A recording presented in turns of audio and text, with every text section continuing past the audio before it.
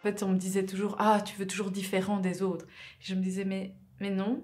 Enfin, je me sentais pas, c'était pas ça. Et pourtant, oui, dans les faits, oui, je faisais quand même toujours différent. Et il s'avère qu'aujourd'hui aussi, apparemment, je choisis toujours des sujets niches. Imaginez un monde où chaque histoire trouve sa voix, où chaque talent éclaire notre époque. Raconte est un média digital natif à l'écoute de notre temps. Les interviews grand format sont le premier chapitre de l'univers Raconte. Écoutez-les en podcast, visionnez-les en vidéo et préservez-les grâce à nos publications imprimées collector. Notre passion pour l'image est infinie. Raconte, c'est le fond avec la forme. Préparez-vous à voyager au-delà des horizons connus, aux côtés de celles et ceux qui les redéfinissent. Bienvenue dans l'Odyssée Raconte. Raconte, la rencontre. Bonjour Céline Peters, Bonjour, bienvenue dans Raconte. merci.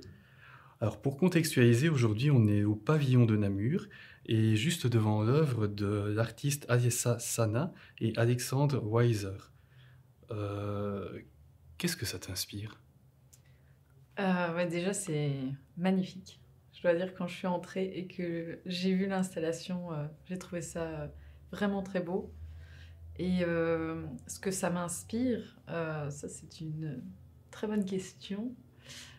Le futur, j'imagine, avec les couleurs froides, un peu argentées, puis le noir tout autour, l'espace, le futur, ce genre de sujet.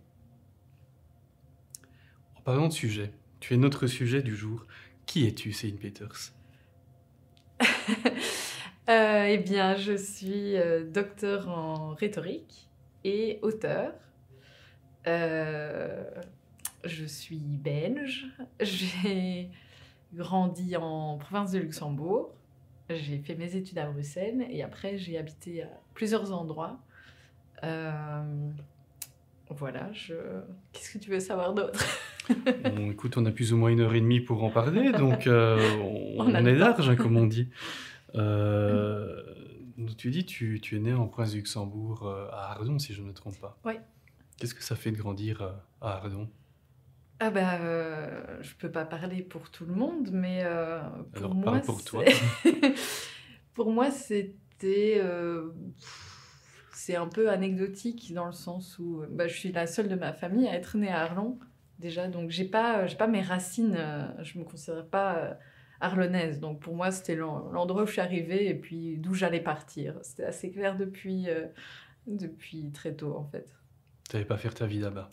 Non, j'allais pas faire ma vie là-bas, mais mais j'ai passé une très belle enfance, très belle adolescence. J'ai rencontré des copains qui sont toujours mes copains aujourd'hui, donc j'ai pas de sentiments négatifs non plus. Mais c'est vrai que c'est une période un peu d'attente, je dirais. Je savais qu'il fallait grandir pour que ça commence. Donc ouais. J'ai pas beaucoup d'émotions quand je pense à cette période-là. Tu viens de le dire, comment tu as grandi? Comment j'ai grandi, Oui. c'est-à-dire... On vient de passer très brièvement ton enfance. Comment tu as évolué? Tu étais comment, en fait, enfant, ado, jeune adulte, et maintenant? Alors, enfant, j'étais collée à ma grande sœur, qui adorait lire, donc je pense que ça... Ça a déteint. Voilà, ça a donné une suite. Oui, donc... tout avec ma grande sœur, quoi. Vraiment, quand je suis petite, c'est elle le centre de mon monde. Et puis, j'ai été dans une école primaire à Tontelange où il y avait une pédagogie un peu alternative, donc c'est apprendre en s'amusant. Et donc ça, c'est vrai que j'ai des bons souvenirs aussi où toute ma soif d'apprendre est vraiment nourrie, en fait. Et puis, j'entre en secondaire. Et là, c'est là où je pense à la période d'attente, la période d'adolescence, où je m'occupe beaucoup à côté de l'école. Hein. Je fais du violon, je fais de la danse classique, j'ai mes copains. Et chaque année, je pense, je dis à ma maman, ok, je veux arrêter l'école, je m'ennuie. Puis je reste parce qu'il y a les copains quand même. donc ça, j'ai quand même envie de passer mes journées avec eux. Donc voilà, mais c'est vrai que c'est... Ouais, je sens que je tourne un petit peu en rond et je lis énormément déjà, puisque voilà, ma sœur m'a initiée à la lecture. Donc pendant l'adolescence, ça continue. Et Tu puis lisais quoi? Tout, franchement, tout ce qui me passait sous la main, j'allais piocher. Enfin, c'est ma grande sœur qui allait piocher dans la bibliothèque de notre maman et qui me lisait les livres. Donc en fait, moi, c'est vrai que je voulais être avec ma sœur. C'est pas que j'aimais lire, hein, je voulais être avec ma sœur et elle adorait lire et donc elle me lisait à voix haute beaucoup de livres, mais ça allait de contes à des romans, d'ailleurs pas toujours de notre âge, je dois dire. Mais oui, franchement, tout ce qui passait. Et puis, en secondaire, j'ai eu un professeur de français qui a senti cet amour de la lecture, de l'écriture. Et puis aussi un autre professeur de... Alors, ça ne s'appelait pas comme ça. À ce moment-là, c'était les cours de religion morale. En fait, j'ai fait de la philo. Et comme je m'embêtais un peu, je me suis dit, bon, je suis dans un Athénée, on peut choisir chaque religion, hein, c'est parce que c'est une institution publique. Donc je me suis dit, bon, bah c'est parti, je vais faire 1 an religion catholique, 2e année protestante, 3e année islam, 4e... Voilà, je voulais faire tout C'est très atypique, tu devais être la seule à faire ça. Oui, bah, j'étais la seule en classe, au final. Et c'était sur le temps de midi. Mais ça me convenait super bien parce que c'était le moment justement où j'étais un peu seule et où je pouvais vraiment challenger mon esprit. Où en fait, pour la plupart du temps, on me disait « Ah, Céline, tu te prends trop la tête. » ou « Ah, c'est trop compliqué. » Et en fait, bah oui, mais moi j'avais besoin.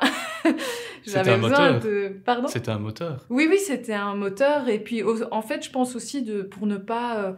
tomber dans se dire ah ben je suis à Arlon donc il se passe rien, c'était pas vrai, il pouvait se passer plein de choses et c'est vrai que j'ai été les chercher. Et donc là j'ai eu un professeur qui au final m'a pas du tout donné des cours de religion mais des cours de philo et c'était super chouette. Donc ça c'est vrai que pour mon adolescence ça c'est un des facteurs où je me dis ah là j'étais bien là. Il y a eu un point pivot quoi, tu t'es rendu compte de ton érudition on peut dire. Bon, ta curiosité. Je sais pas, mais je l'ai assumé. Je l'ai assumé parce que c'est ça aussi, en fait, on me disait toujours « Ah, tu veux toujours différent des autres. » Je me disais « Mais non. » Enfin, je me sentais pas... C'était pas ça, et pourtant, oui, dans les faits, oui, je faisais quand même toujours différent, et il s'avère qu'aujourd'hui aussi, apparemment, je choisis toujours des sujets niches.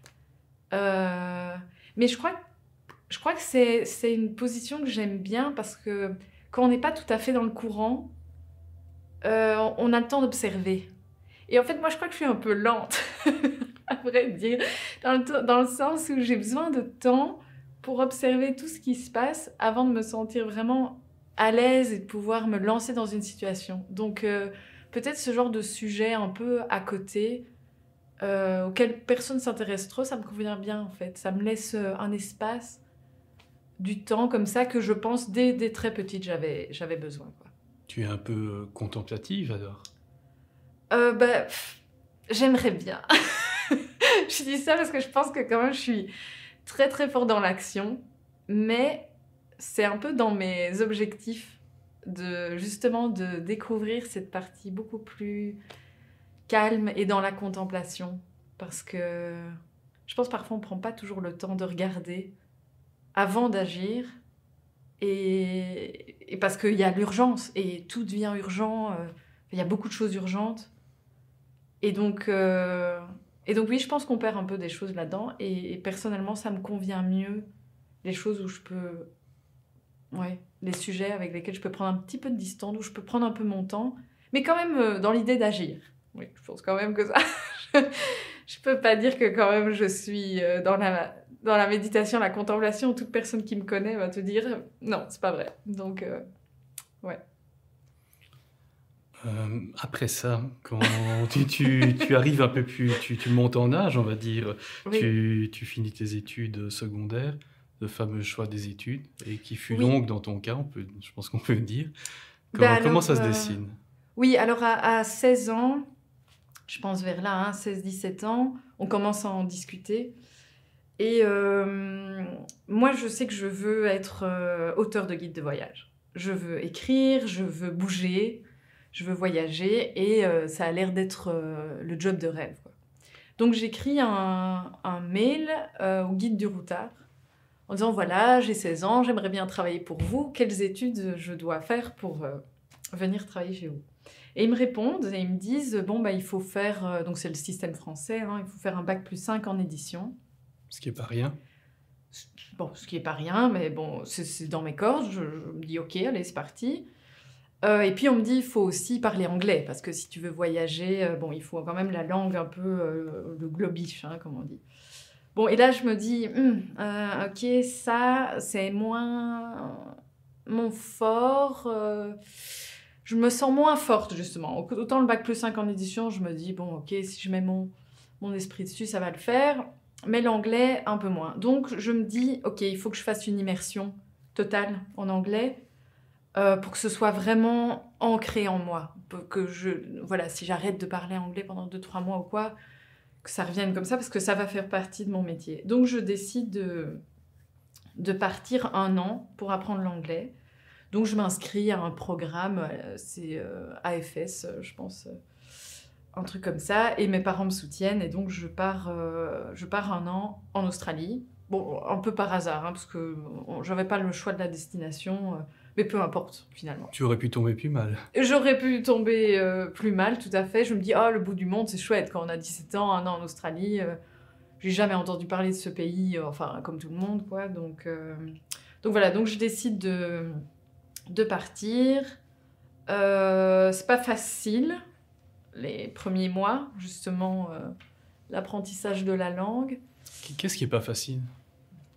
Euh, Parce que tu arrives là-bas, tu descends de ton avion, et puis quoi? Ben là, je sens qu'il faut grandir. T'étais pas mature à l'époque?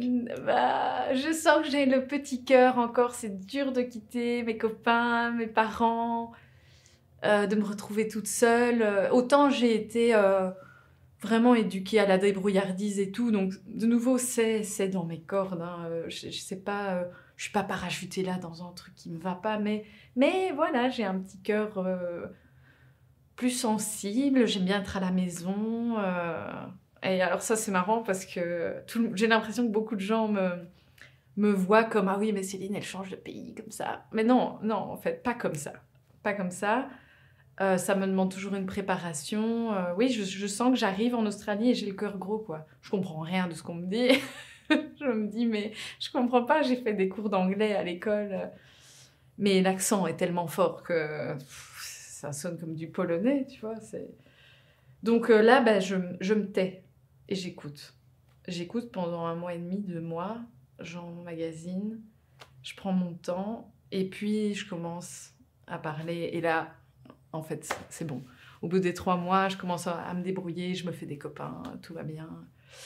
Et je fais des petits jobs qui sont...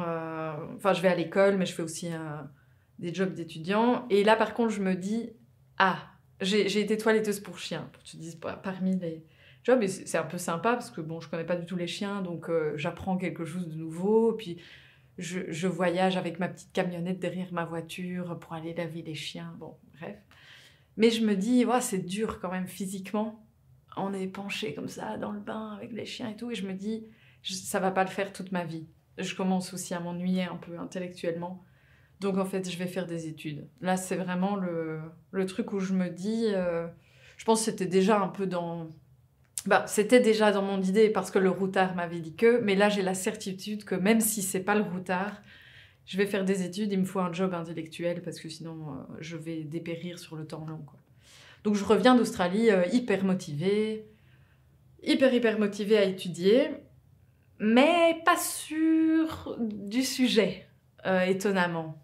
Enfin, c'est pas si étonnant que ça, maintenant je le sais, c'est pas si étonnant. Parce que j'ai les romanes en tête. Oui, les romanes pour le master en édition.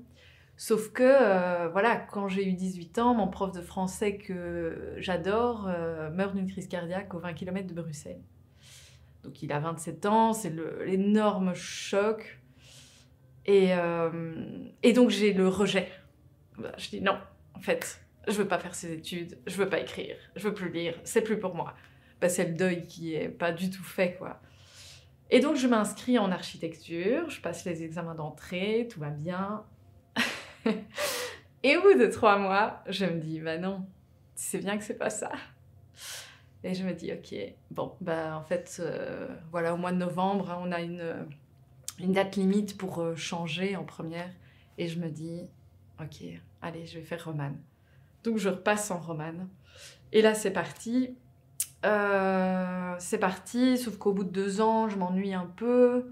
Parce que, ok, c'est très bien d'avoir un but comme ça, de dire, ok, dans 5 ans, master en édition, mais bon, il faut les faire. Et de ne pas changer d'idée entre-temps aussi.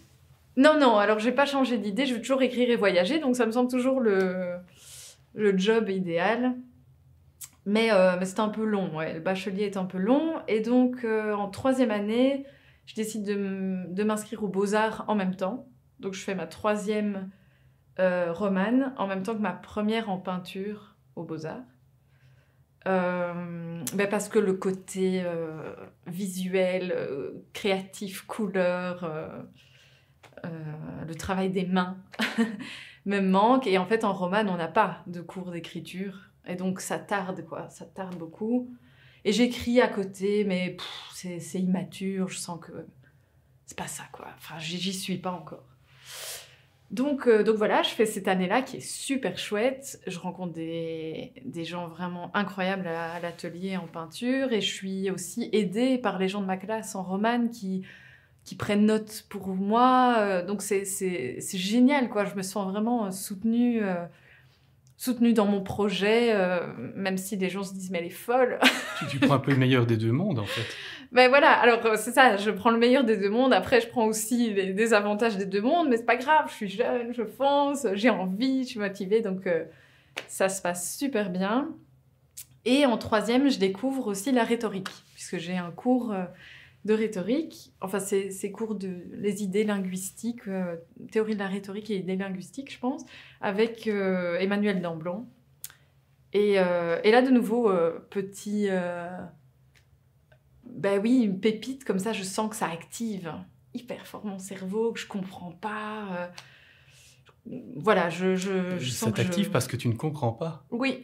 Donc ça te motive, t'as envie de chercher, t'as envie de gratter un peu, ok. C'est ça, c'est un peu l'énigme, quoi. Je sens que c'est complexe, et pas complexe comme des maths ou du solfège, comme j'ai pu faire avant. Il y a ce côté littéraire, déjà, et donc complexe aussi au niveau émotionnel. Tu vois, c'est pas que de la logique, parce qu'on a des cours comme ça aussi, de grammaire et tout, et c'est compliqué, hein. Mais tu vois, je dis compliqué, c'est pas complexe. Mais, et là, oui, je me dis, ce truc où tu as l'éthos, donc la façon dont tu te présentes, puis le pathos, les émotions que tu vas susciter, le logos, quand même, les arguments, la logique. Et donc, j'adore comme ça ce mélange entre...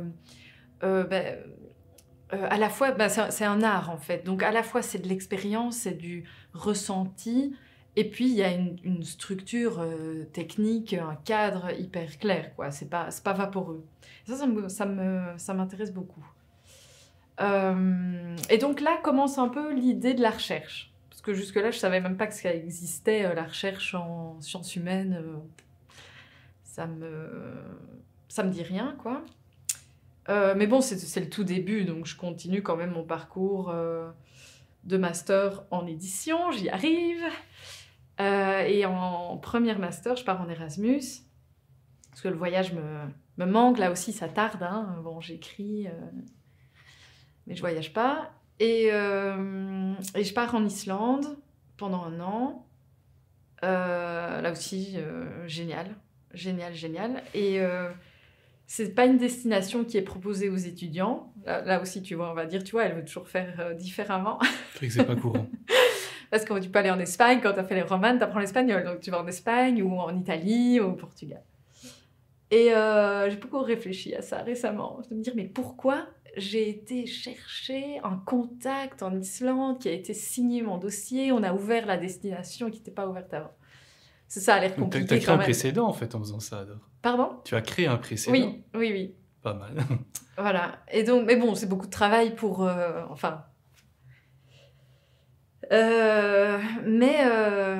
mais l'Islande, c'est un pays que ma sœur adore depuis longtemps. Donc, elle m'en a beaucoup parlé et j'ai plein d'imaginaires. J'ai plein de représentations de ce pays. Et aussi, surtout, je veux pas partir en Espagne. C'est une pression énorme, en fait, pour moi, l'Erasmus. Enfin, je sais pas si vous en avez fait un, mais... Voilà, on arrive à est-ce que tu pars en Erasmus ou pas ? Ah oui, tu fais partie de ceux qui partent, tu fais partie des aventuriers, tu vois. Ah oui, ok, bah alors tu vas faire la fête tous les soirs, tu vas apprendre l'espagnol, tu vas manger des tapas. Et je me dis, et si moi j'aime pas sortir tous les soirs ? J'aime pas les tapas, puis j'arrive pas à apprendre l'espagnol. Et en fait, c'est ce genre de contexte où je me dis, ça me semble vraiment trop difficile pour moi. J'aime autant aller ouvrir une destination en Islande, personne n'y a jamais été. Moi, il y a zéro pression, quoi. Il y a zéro attente. Et donc, je pense que ça m'aide. Enfin, c'est ça qui me pousse aussi à aller vers là. Et j'ai bien fait, parce que c'était incroyable. C'était incroyable. J'avais des représentations, oui, de livres ou de sagas que ma sœur avait pu me lire et tout ça, mais pas du tout de représentation sociale et actuelle aussi. Pardon ? Et actuelle. Oui. Donc là j'écris mon mémoire en rhétorique et puis je fais mon Erasmus qui se passe comme un super Erasmus, donc je fais la fête. Mais je travaille beaucoup aussi. Et c'est l'hiver, donc j'adore. Il y a un temps de merde. C'est parfait pour moi. Il y a de la neige. Voilà. Puis je reviens Enfin, je continue là dans mon tracé. Oui, c'est très bien. J'essaie de me souvenir. Très logique. Je rentre d'Erasmus et je pars à Paris pour faire mon stage en édition. Alors, pas au Guide du retard, mais au Guide du Petit Futé. Le concurrent direct. Le concurrent direct. Alors, je t'avoue, je sais plus pourquoi. Je pense que j'ai dû écrire à tous les guides, et celui-là a répondu en premier. Donc, j'ai dit, OK, Petit Futé. Donc, je pars directement en rentrant d'Erasmus, 3 mois à Paris. Et là, je me dis, OK, je vais assurer mon stage, parce que je sens que si on assure, on a une possibilité de passer de l'autre côté et de devenir auteur de guide. Et en effet, donc je travaille bien. Et à la fin de mes 3 mois de stage, mon maître de stage me dit « Tu voudrais essayer d'être auteur ?» Oui. Enfin, après tout ça. Donc oui, donc il me donne une liste de 10 pays où je peux choisir pour faire ma première mission. Donc là, c'est le stress. Et dans les 10 pays, je fais un choix et il me reste Taïwan et la Suède. Je ne sais plus pourquoi non plus, tu vois, ça doit être des représentations à ce moment-là. Et je me dis, bon, première mission, je vais rester en Europe, on ne sait jamais. Tu vois, je suis un peu prudente comme ça. Je me dis, si jamais je suis vraiment... On dirait pas jusqu'à présent. Mais... si je suis vraiment en galère, en Suède, au pire, tu vois... C'est pas loin, entre guillemets. Ça va, quoi. Donc, je choisis d'aller en Suède, mais j'ai jamais été en Suède.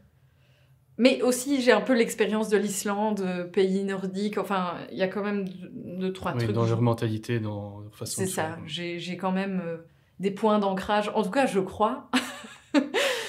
Et donc, je choisis la Suède et je commence à travailler pour le Petit Futé en terminant mon master. Donc, et là, c'est parti pour 5 ans de mission à mission où je fais la Suède plusieurs fois. Et puis, comme ça se passe bien, on me propose d'autres destinations. Et puis, comme je suis la seule Belge de l'équipe, on me dit, tu vas faire la Belgique. Et là, je me dis, oh non, je veux pas faire le guide Belgique. Je veux pas rentrer à Arlon. Oui, c'est ça. Non, mais tu vois, je me dis, mais j'ai fait ça pour m'en aller, pour... Bon, mais bon, au final, je le prends comme un outil de négociation et je dis, ok, je fais votre guide Belgique, par contre, vous me donnez une autre destination un peu sympa. Donc c'est comme ça que je vais notamment au Népal, au Bhoutan, au Pérou, en faisant le guide Belgique chaque année. Quand tu arrives dans ces pays-là, Bhoutan, Népal, comment tu rentres dans un pays? Est-ce que tu ne connais pas le pays, tu ne connais pas les gens, tu ne connais même pas la langue locale? C'est quoi le processus? En plus, tu dois créer un guide, donc tu dois être référente. Oui, bah tu dors pas beaucoup, hein. Je travaille beaucoup, mais je commence par regarder, en fait. Regarder autour En de amont, moi. alors tu Oui. prépares. Oui, en amont, bien sûr. Bien sûr, en amont, tu lis le guide de l'année d'avant, les autres guides concurrents, les blogs. Je commence aussi à rentrer en contact avec des gens qui vivent là-bas pour qu'ils m'expliquent un peu leur vision. Je croise... Des locaux ou des expats?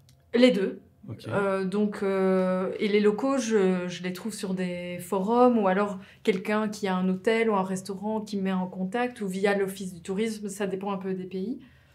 Mais en gros, j'ouvre... en fait, c'est comme avec la recherche, quoi. J'ouvre plein de pistes, je vois ce que ça donne et j'essaie d'avoir une vision la plus grande et puis à recroiser les informations et puis je fais un itinéraire. Parce qu'en fait, on ne refait pas chaque partie du pays. Enfin, ça dépend. La Belgique, oui, tu fais quand même un tour. Mais chaque année, en fait, on se concentre sur une partie du pays un peu plus profondément pour aller rechercher des autres adresses. Mais ce n'est pas possible de faire chaque restaurant de chaque pays chaque année, tu vois. Donc, mais c'est bien fait. Donc, ça tourne bien, etc. Et oui, et puis quand j'arrive... ce qui est difficile, c'est t'as un plan, et puis on sait tous que quand on voyage, on rencontre quelqu'un qui nous parle de quelque chose, qui nous dit « Ah, mais il y a ce truc-là ». Sauf qu'en fait, on a un itinéraire, et puis si on se loupe, et que en fait, l'endroit a été nul, t'as perdu parfois 3 jours au Pérou, parce que les distances sont énormes, quoi. Donc c'est assez stressant, hein. En tout cas, pour moi, c'est un peu stressant, puis il faut écrire tout le temps, chaque jour quand tu reviens, parce que... Sinon, t'as une tonne de trucs à écrire, puis tu te rappelles plus, là, t'es imprégné et tout. Donc, c'est quand même des sacrés... Tu restes combien de temps sur place? Je reste un mois, entre 4 et 6 semaines. Voilà, mais au final, je me rends compte que ce que je préfère, c'est écrire sur la Suède et la Belgique. Surprise!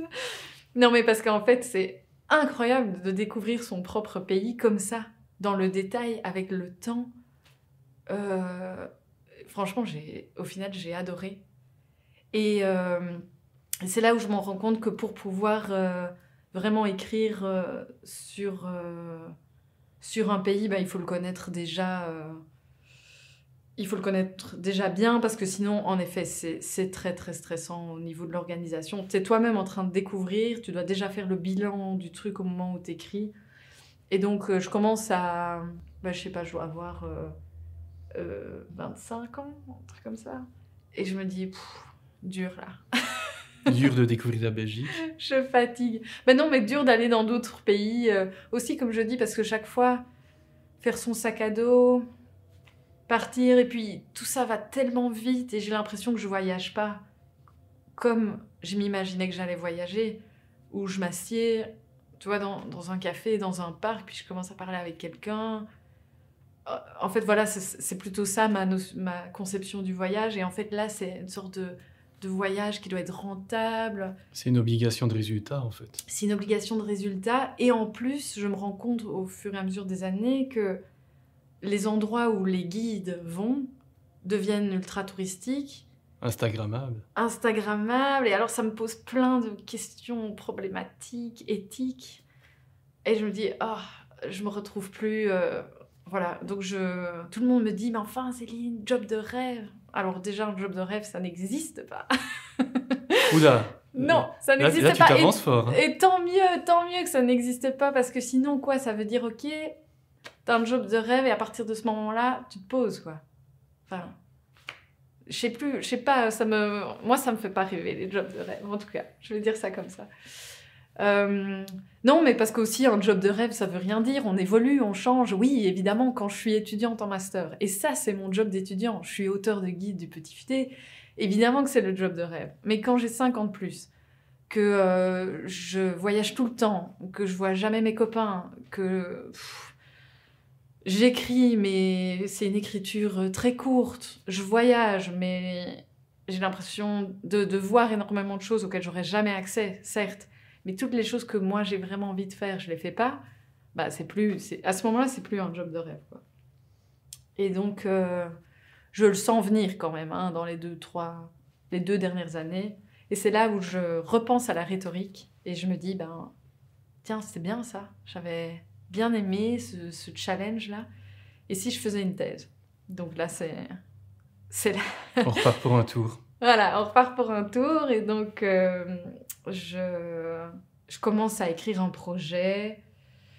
Mais je galère, ça prend du temps, je comprends pas du tout les codes.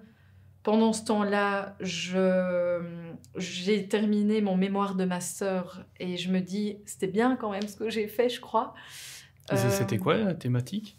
Alors, c'était de la rhétorique aussi. Et là, j'ai étudié les effets persuasifs des aveux sur un jury populaire. Puisque le genre judiciaire, donc c'est un des genres de la rhétorique, et c'est assez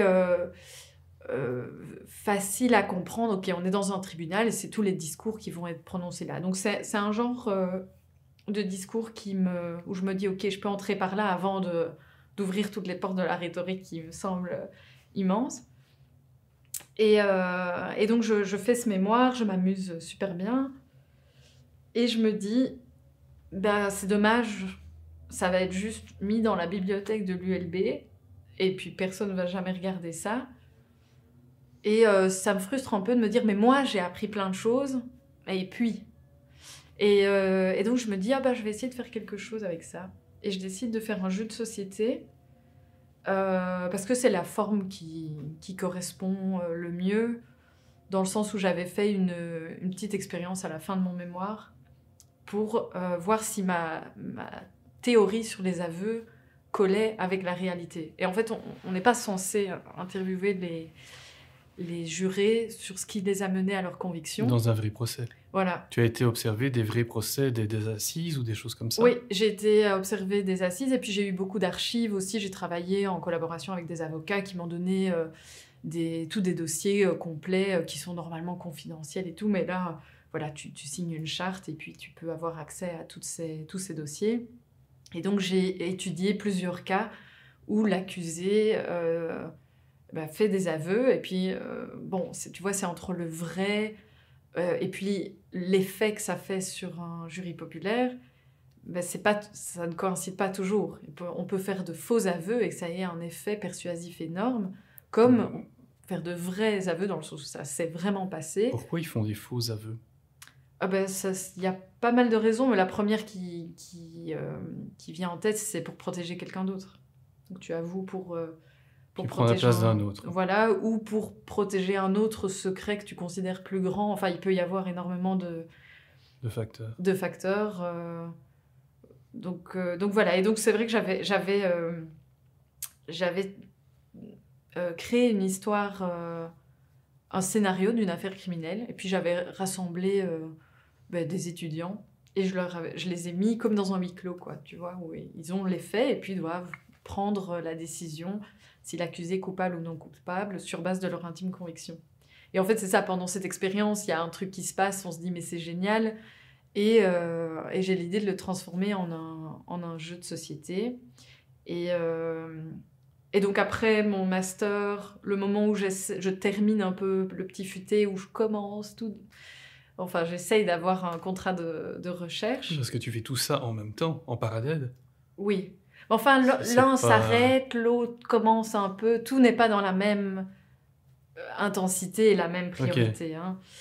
Okay. Et puis, ça prend beaucoup de temps, en fait, de faire un projet de recherche. Il y a des longs mois d'attente aussi. Donc, en fait... Pour des acceptations, etc. C'est ça, ouais. Et puis, tu peux pas... Enfin, moi, en tout cas, je peux pas écrire un dossier 3 mois en faisant rien d'autre à côté, quoi. ouais, j'ai besoin d'un peu de diversité. Et je rencontre Raphaël Van Lemputen, qui est un illustrateur bruxellois, Rafi qui dessine. Pile à ce moment-là, alors tu vois, la vie fait bien les choses parfois, et je lui dis « Oh, je suis en train de galérer, j'essaie de faire un jeu. » Il me dit « Oh, mais moi, je dessine, attends, qu'est-ce que tu fais ?» On regarde ensemble, et là, c'est parti. Une super amitié et un super projet. On décide de présenter notre idée de jeu de société à un concours d'entrepreneurs. Et on se dit, ok, on va monter une maison d'édition pour éditer notre jeu. Parce qu'on a été présenter le jeu de société à une maison d'édition et il n'y a pas d'enthousiasme, quoi. Donc on se dit, bon, allez, c'est bon, on va faire ça nous-mêmes. C'est la deuxième fois que tu fais ça, parce que déjà d'Islande, il n'y avait pas de filière, donc tu l'as créé. Maintenant, tu fais un jeu de société, il n'y a personne qui en veut, bah, tu crées une maison d'édition. Pourquoi s'emmerder, après tout? Ben, c'est surtout, en fait, je me dis, mais soit je fais les choses à fond, soit je fais autre chose. Je crois que ça fait partie de ma personnalité, c'est à double tranchant. Hein, Mais je suis passionnée, en fait, et donc... le truc de vivote, ouais, ça tient pas, en fait. J'arrive pas à tenir dans ce genre de projet. Et donc, en fait, si je sens pas le même enthousiasme que moi, bah, je me dis, ok, bah alors, faisons notre chemin, quoi, tu vois. Et en plus, je me dis, même si... En fait, c'est ça enlève énormément de pression aussi de faire ça, parce que même si tu te plantes, t'auras appris plein de trucs. Tu vois, de monter une maison d'édition de A à Z. Et on fait ça sans se mettre en danger. On ne s'endette pas. On ne fait pas des trucs comme ça où on se met du stress. On travaille à côté. Comme ça, on n'a pas de souci on n'a pas de conflit entre nous non plus. Alors, on rigole toujours parce qu'on se dit, nous, on est des slow entrepreneurs. Et tout le monde te dit, mais non, il y a une entreprise, il faut faire ça vite, il faut que ce soit... Et on se dit, oh là là, mais non, mais c'est pas... Tu nous embêtes, en fait, avec ta pression comme ça. Donc on se dit, bah, c'est pas grave, on fait à notre façon, et on verra bien, et au pire, on aura appris des choses. Et ça se passe exactement comme ça, en fait. Au final, ça a duré 5 ans. On a quand même vendu 35 000 jeux. C'est énorme. Dans 5 pays, je crois. Enfin, c'est traduit en 5 langues. Et en faisant ça à notre rythme, et quand je pense aux éditions Fika, on avait appelé ça Fika, parce que c'est la pause café en Suède, hein, c'est la suite de Mon Petit Futé Suède, où j'avais emmené Raph avec moi, et où le projet a commencé en prenant des petits cafés. Ben oui, maintenant quand je pense à ces 5 ans... des éditions Fika, je vois Raph qui se marre, je vois nos siestes où on se dit mais on travaille pas, qu'est-ce qu'on fout? Tu culpabilises pas quand c'est comme ça? Ben non, parce que ça ne regarde que nous. En fait, c'est ça, personne ne dépend de nous, on n'a rien promis à personne, on se présente pas non plus en disant on va révolutionner le monde avec... on est là pour apprendre, et puis... Et puis, en fait, aussi, on se rend compte que quand il faut taper dedans, on sait le faire. C'est ça aussi. C'est que tout le monde nous dit vous êtes une équipe à haut potentiel, vous avez un petit projet à haut potentiel. Donc, on se dit, OK, c'est que quand même, peut-être on fait quand même les choses bien, d'une certaine façon. Et puis, on se fait repérer aussi comme ça. Parce qu'on va au Festival du jeu de Bruxelles en connaissant rien au monde du jeu. Enfin, moi, je joue aux échecs, tu vois, mais c'est tout. Bon, Raph un peu plus, heureusement. Mais on décide de prendre un stand au Festival de jeux de Bruxelles, et le nôtre ne ressemble à aucun autre parce qu'on on connaît pas les codes, et donc on fait comme nous, ça nous plaît, et ça, ça nous fait être repérés par un grand distributeur, BlackRock, qui nous dit bon, vous venez un peu par ici, vous faites un truc un peu différent, et puis voilà, les choses se font comme ça, et c'est comme ça que ça a bien marché et que ça a pu tenir sur la longueur. Mais je trouve, ça aurait été pour moi aussi un projet hyper réussi, même si on avait vendu, je sais pas moi, 50 jeux dans des petits magasins à Bruxelles. Pour moi, ça aurait été tout aussi réussi que que là, BlackRock qui nous sort les 35 000 jeux là, sur les 4 ans et qui fait une distribution incroyable. Voilà, et puis... Alors attends, là je sais plus où je suis. On a déjà balayé beaucoup. On est presque à la fin, hein. Enfin, jusqu'à maintenant. Mais, ah oui, non, mais c'est ça. En fait, donc avec Raph, on a toute cette période où on crée le jeu, on crée la maison d'édition. Et au moment où ça commence à marcher, je reçois un coup de téléphone qui me dit « Dis Céline, tu veux encore faire une thèse en rhétorique ?» Oui.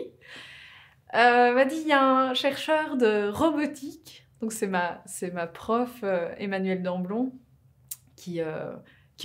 voilà, avec qui je continue quand même à collaborer au fil des années. Et elle me dit, voilà, j'ai rencontré un directeur de recherche en robotique à Toulouse. Et ils ont des problèmes avec les mots qu'ils utilisent pour parler de leur domaine. Et il m'a dit, t'as pas quelqu'un qui pourrait venir faire une thèse? Et j'ai pensé à toi. Tu viens? Et là, je me dis, non, mais ça, c'est incroyable, je peux pas dire non.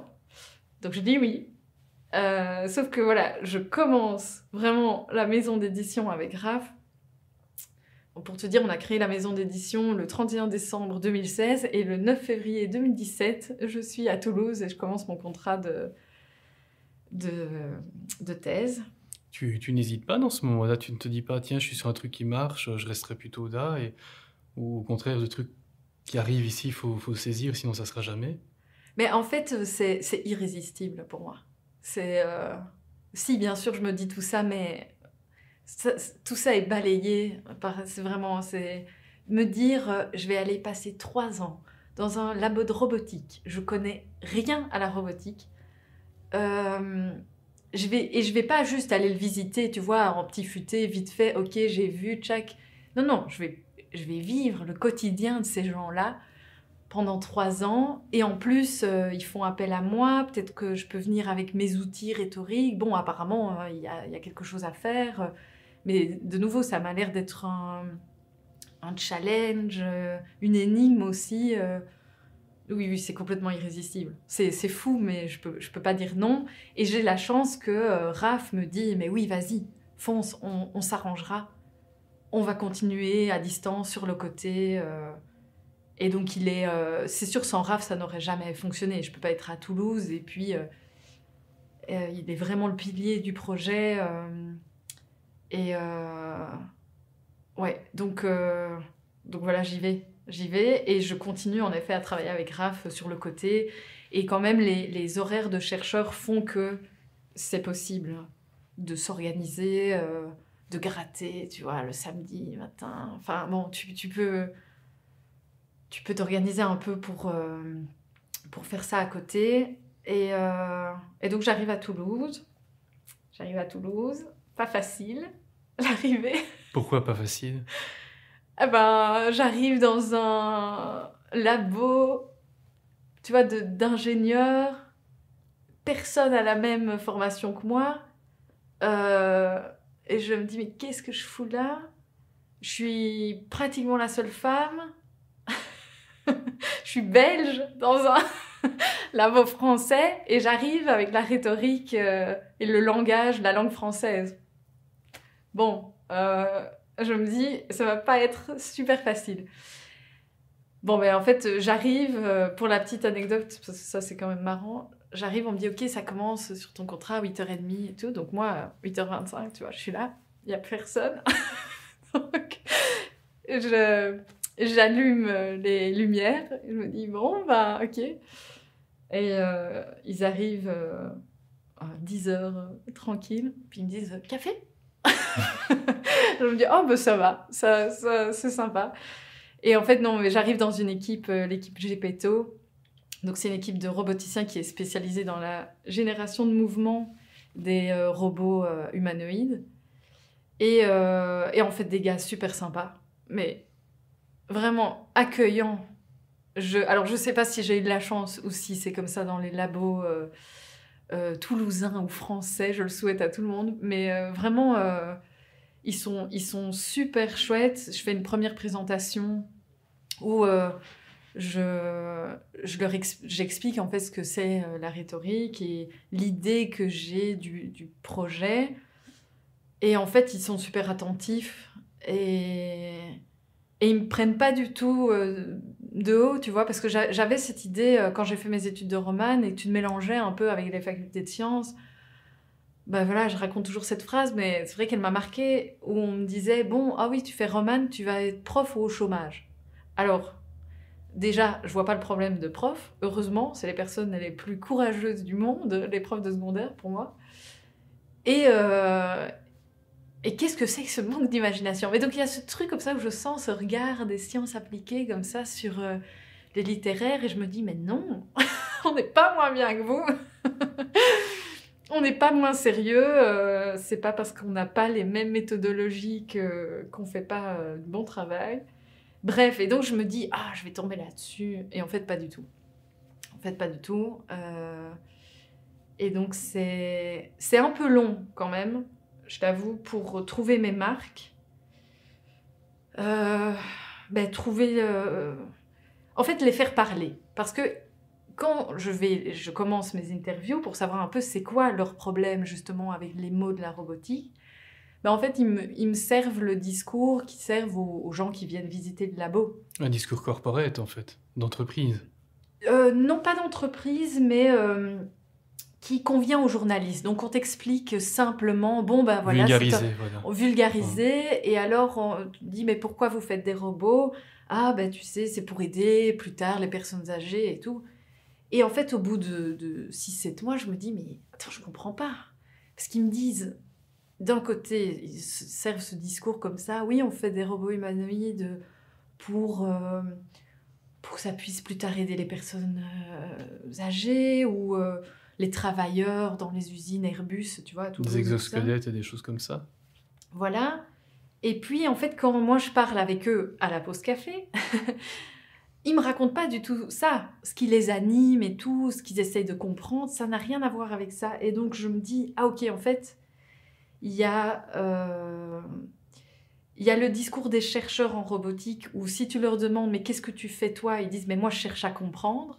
Et puis il y a le discours qu'il faut donner aux journalistes pour que quand même on se dise pourquoi on les paye en fait ces mecs. Et c'est pour apporter des solutions futures.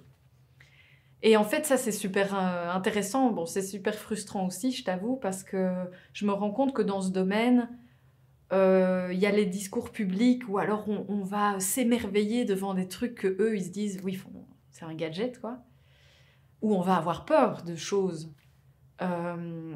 où eux après tu vois moi je me retourne et je dis mais comment je dois lire cet article là, ils me disent mais non c'est pas ça, et par contre ils m'expliquent des choses où je me dis ah oui en fait on devrait avoir peur de ça plutôt, notamment par exemple tout ce qui est l'accès à la vie privée, etc. Bon, maintenant, ça a quand même un petit peu bougé, mais on parle beaucoup moins de ce genre de problématiques et beaucoup plus de le jour où l'intelligence artificielle sera mise sur un robot. Et alors, tu vois, eux te disent, mais c'est une phrase qui est bizarre pour nous parce qu'il y a déjà de l'intelligence, c'est de l'intelligence artificielle. Et donc, voilà, c'est cet écart-là que j'essaye avec ma thèse de décrire.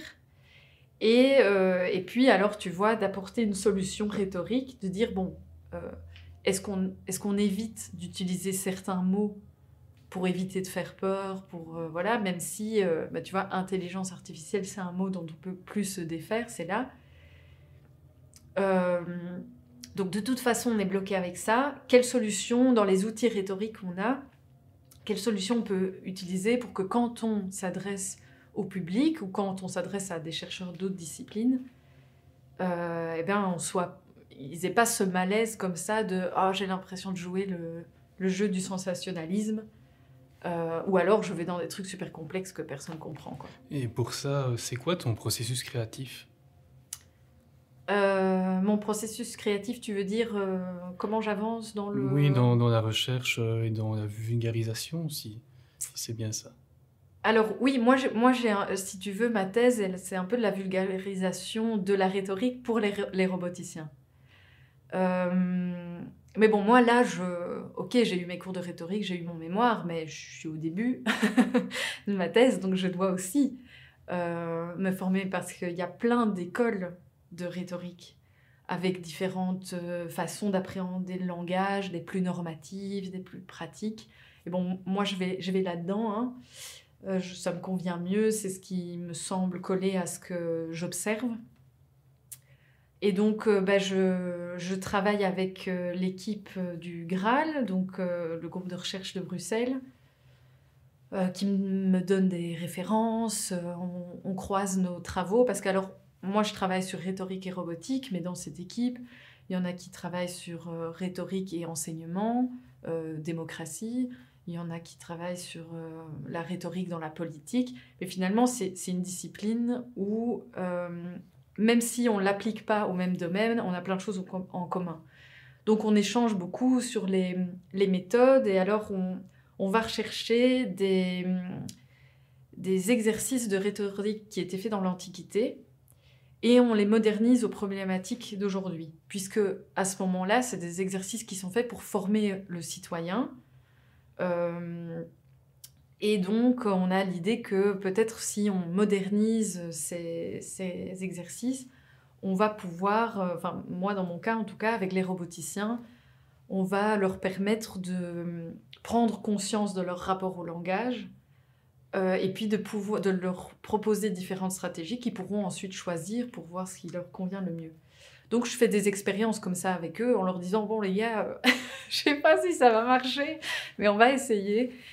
Et de fil en aiguille, ça marche assez bien. Il y a des nouvelles conversations justement avec les roboticiens sur le langage où ils se rendent compte que tout ce qu'ils ont fait jusqu'à présent, tu vois, de bloquer, de dire non, je n'utilise pas ce mot-là, ce serait idéalement, ce serait bien, mais la réalité te rattrape et tu peux juste pas dire non tout le temps.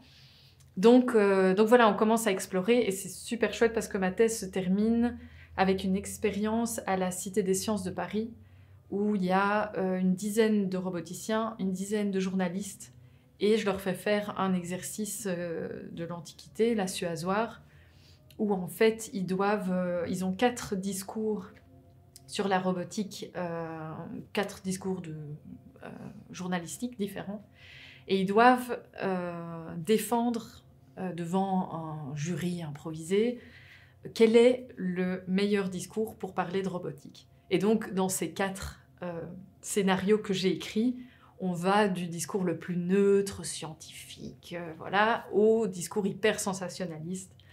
Et en fait, ils sont mis en équipe, journalistes et roboticiens. Et cet exercice marche assez bien parce qu'ils sortent de là en ayant vraiment compris les enjeux respectifs des professions et l'envie de collaborer pour que le public ait accès à des informations qui soient certes vulgarisées, mais qui puissent rentrer aussi dans la complexité du métier, de la discipline. Et la vulgarisation ne tient pas juste au fait de comprendre un fait scientifique complexe. Je ne sais pas si tu vois ce que je veux dire. Ah, parfaitement, enfin, ça me semble très clair. Écoutez, ceux qui nous lisent, nous voient ou nous écoutent, dites-le en commentaire. Raconte, où chaque format donne vie à une histoire. Toi qui es au cœur des labos comme ça avec ces chercheurs, tu vois un peu la technologie de demain, d'après-demain. Comment ça se passe? Comment ils font? Tu parlais tout à l'heure de choses qui peuvent faire peur ou non, d'assistance ou non. Comment ça se dessine? Parce qu'on n'arrête pas de parler d'IA ici et maintenant tout le temps. Ça fait partie de nos vies quasiment tous les jours. Comment ça va évoluer ça, selon toi, et selon ce que tu as vu au cœur des labos?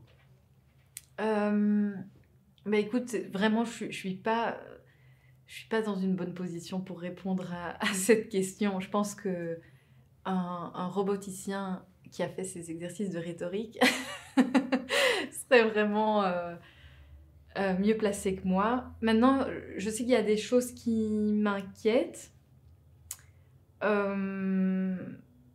À titre personnel, donc c'est pas vraiment en tant que chercheuse, tu vois. Alors oui, c'est sûr, j'ai des copains roboticiens, donc c'est sûr que si je vois quelque chose qui m'inquiète, j'appelle et je fais la même chose que pendant ma thèse, mais j'ai pas d'avis comme ça sur ce qui va se passer. En tout cas, moi, ce qui m'inquiète, c'est avec l'intelligence artificielle et tous ces outils pour la génération de contenu, j'ai un peu peur de la place qu'on va laisser à notre créativité, à notre fonctionnement d'essai-erreur, tu vois. Et ça, c'est pas du tout nouveau avec l'intelligence artificielle. On le voit déjà depuis vraiment longtemps que l'erreur, les projets exploratifs, tu vois, dans la recherche, je dois souvent écrire des projets et je suis toujours un peu choquée parce qu'on me demande déjà de dire ce que ça va donner. Alors oui, je comprends, il faut qu'on sache plus ou moins où on vise, tu vois, mais c'est comme si on savait déjà tout ce qui allait se passer. Or, en fait, il y a quand même beaucoup de choses qui se font par tâtonnement et dans le temps long, etc. Et donc, tout ce qui est technologie en général m'inquiète par la vitesse et que ça prend. Et on voit bien là, donc après ma thèse, j'ai fait 2 ans de recherche en Autriche, et là avec des philosophes. Et en fait, on voit bien, ils sont sollicités tout le temps en disant mais ça va tellement vite, posez-vous les questions parce qu'on va devoir y répondre bientôt et il faut bien que quelqu'un se pose ce genre de questions. Alors oui, c'est peut-être aussi un bon profil à questionner là-dessus, les philosophes de la technologie, ce que je suis pas. Donc voilà, oui, moi c'est vrai que moi qui écris à côté, qui aime bien, comme je disais au début, tu vois, prendre mon temps, observer un petit peu ce qui se passe, le truc qu'on fonce comme ça et on prend l'intelligence artificielle comme si c'était ça va forcément faire partie de nos vies. Mais est-ce qu'on peut avoir 2 secondes, tu vois, et se dire, bah, peut-être on n'en a pas envie. Enfin, je sais pas, tu vois, les GSM, enfin, les portables, etc., on n'a pas eu ce genre de réflexion. On se dit, ah oui, c'est super, il n'y a plus de fils, maintenant on les a. Et puis maintenant, tu vois, tous les enfants, on parle des addictions des enfants, etc. Alors, il y a plein de solutions, hein, c'est pas ça, mais tu vois, juste 2 secondes pour Prendre du recul, en fait, de la hauteur et de se dire, est-ce que c'est bon, pas bon, ou Mais à quel même, moment je sais même pas bon ou pas bon, c'est est-ce qu'on a envie, tu vois? Même au-delà des valeurs, est-ce qu'on a envie d'utiliser tel genre de technologie, tel genre d'outil pour faire une activité, ou est-ce qu'on a envie de la garder, tu vois, le jardinage, est-ce qu'on a envie de garder nos mains dans la terre, ou est-ce qu'on prend forcément des machines? Alors peut-être parfois oui, parfois non, c'est juste ce truc de il faut aller toujours plus vite, plus loin. Moi, c'est pas ma nature du tout. Donc, je t'avoue que c'est un peu ça me surprend moi-même de me dire tiens, maintenant je fais de la recherche. Oui, en rhétorique, c'est un art dans le temps long, mais qui s'applique à une technologie, à la robotique, à l'intelligence artificielle. Je me dis mais pourquoi? Parce que franchement, c'est pas le truc enfin, ça me passionne pas, quoi. Mais d'un côté, ça me met peut-être dans une position intéressante parce que je suis pas contre, je suis pas pour, donc je me bats pas avec ce genre de questionnement. Mais ouais, je suis un peu curieuse, c'est vrai, de savoir en quoi ça peut nous aider à être meilleurs. Et meilleurs dans le sens, pas forcément plus performant, tu vois, c'est que notre vie nous plaît plus. Et à côté de ça, bon, bah, avec quoi il faut faire un peu gaffe. C'est un peu le... Ouais, c'est le projet... J'ai envie de garder un œil là-dessus dans les prochaines années. Et en l'occurrence, par rapport à la créativité, à l'écriture, parce que c'est quelque chose aussi dans les prochaines années où je me vois... bah, oui, c'est un monde que je me sens maintenant prête à explorer. Le média Game Changer, multiples thématiques. Une partie de ton travail, c'est aussi peut-être projeter l'image qu'on a des IA. Parce que les IA, on en entend aussi parler à travers la fiction, le cinéma, et déjà depuis un certain temps dans les arts. Comment toi tu vois les choses? Comment tu appréhendes ça? Alors c'est sûr que l'imagination et les représentations de la robotique, de l'IA, ça fait tout à fait partie de mon travail, ça fait aussi partie de la rhétorique. Alors il y a tout un courant qui est en train de naître, qui est déjà même bien né, sur l'écriture spéculative. Donc on demande à des auteurs, des artistes, oui, c'est pas juste de l'écriture d'ailleurs, mais de représenter, d'imaginer le monde dans 150 ans, par exemple, et d'imaginer un monde désirable. Et donc ça inclut l'écologie, les technologies, l'humain, donc avec des visions globales comme ça. Et c'est super intéressant. Mais c'est une vision d'artiste, entre guillemets. C'est pas forcément scientifique, c'est plutôt, mettre des guillemets, mais un rêve. Oui, alors maintenant, les projets que j'avais en tête là, comme par exemple il y a Imagine 2050, un projet en France, mais il y en a partout, en Allemagne. Je vois des petites... j'ai fait un peu un mapping de ces initiatives, et en fait, ils consultent les experts, donc même aussi au cinéma, c'est pas du tout rare qu'on appelle des scientifiques pour venir voir le vraisemblable, parce que de toute façon, on ne sait pas. Et tout bon scientifique digne de ce nom, tu diras, mais non, on ne sait pas comment ça va se faire. Mais on peut évaluer le vraisemblable, la crédibilité des solutions, et pour ça, évidemment, il y a les collaborations avec les scientifiques. Alors, c'est vrai que moi, pour mon projet, je ne me vois pas dans l'écriture spéculative, mais je m'intéresse à cette question de l'imagination, la place de l'imagination, de la représentation de l'homme dans ce milieu. Et donc c'est un petit peu moins... je ne vais pas écrire de la science-fiction. C'est pas ça qui vraiment va m'intéresser, même si c'est super intéressant et que ça vaut vraiment le coup d'explorer ce genre d'hypothèses, parce que c'est comme ça aussi qu'on pourra aller vers et créer un monde qui nous convient. Mais c'est vrai que moi, tu vois, encore le sujet un peu niche... Mais dans ça, moi j'aime bien regarder justement les gens qui imaginent ce genre de futur, qui ils sont aujourd'hui, qu'est-ce qu'ils ressentent, quelle place ils ont dans la société, aussi par rapport à eux-mêmes, par rapport à leurs propres émotions, par rapport à leurs peurs, etc. Et donc c'est ce genre de discours qui m'intéresse, et c'est le projet maintenant que j'essaye de monter et que j'ai proposé à différents endroits en Europe, parce qu'il faut bouger quand tu es chercheur.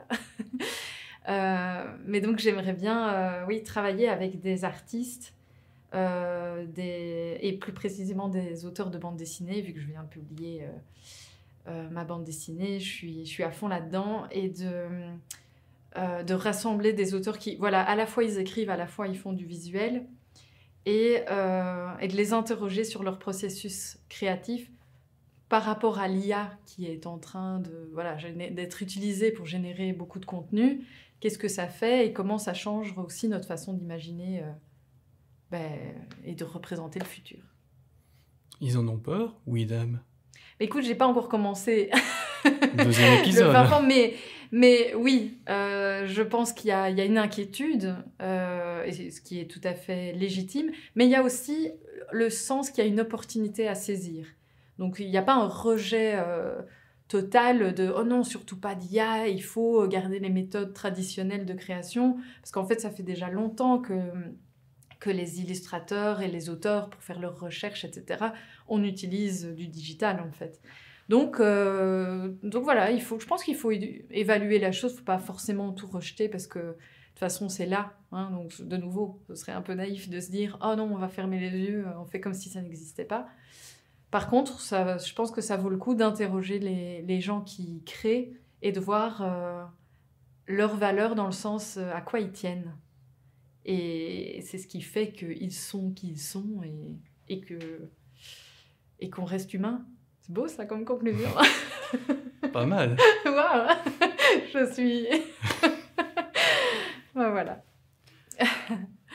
En parlant d'actualité, tu viens d'en toucher un mot. Tu as encore fait un truc en plus, une BD. Après jeu, il y a déjà beaucoup de choses que tu viens de citer. Une BD. Pourquoi faire une BD? C'était après ma thèse, donc j'ai terminé en 2020. La suite, donc, c'est d'avoir un post-doctorat. Donc on écrit ses dossiers. De nouveau, période un peu d'attente longue. J'ai l'impression que chez toi, l'attente est très productive. Parce qu'en fait, si on te met dans une salle d'attente, on est sûr qu'à la fin de la journée, il ressort quelque chose. Oui, sans doute. Sans doute. Oui, parce qu'en fait, c'est des périodes qui ne sont pas très confortables. Tu vois, t'attends... Parce que t'es pas sûr de l'avoir, Mais oui. Tu sais pas si tu vas gagner ta vie ou non, c'est un peu ça l'idée. Oui, c'est tout à fait ça. T'es dans quelques mois comme ça. Et alors, je refuse de faire absolument un travail pour travailler. Donc, quitte à réduire mon budget, tu vois. Mais, dire un travail alimentaire, en fait. Je veux pas de travail alimentaire. Je mourrais là-dedans, je le sais. Donc... D'ennui intellectuel, tu veux dire? Oui, sans doute. Je sais pas encore très bien ça. Tu vas en faire un peu en 2 semaines et tu nous diras si tu as survécu. Mais j'en ai fait un peu, bien sûr. J'en ai fait un peu. Et oui, je suis un petit peu morte à l'intérieur. Je sais pas, il y a...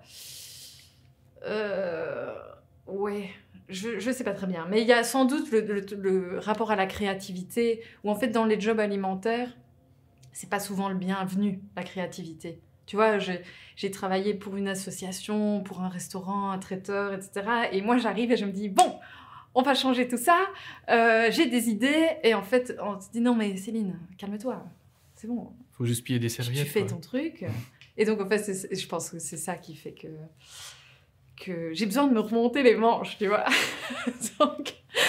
Donc oui, je pense que... Oui, après ma thèse, j'ai de nouveau ce creux où j'ai plein d'idées et tout, mais je dois attendre et je sais pas si ça va marcher, donc je me dis plan B. Et puis surtout, je suis fatiguée quand même. Après ma thèse, je suis très fatiguée et je suis fatiguée de lire du texte.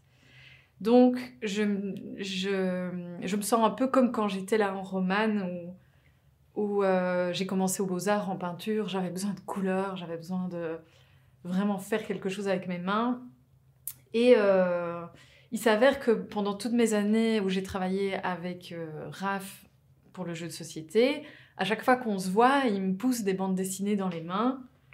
Et donc, je les lis, quoi. Donc ça fait 5 ans que je lis beaucoup de bandes dessinées. Et je me dis, bon, je vais prendre des cours de BD. Je vais prendre des cours de BD après ma thèse. Ça me fera du bien. Juste faire un truc pour le fun, tu vois.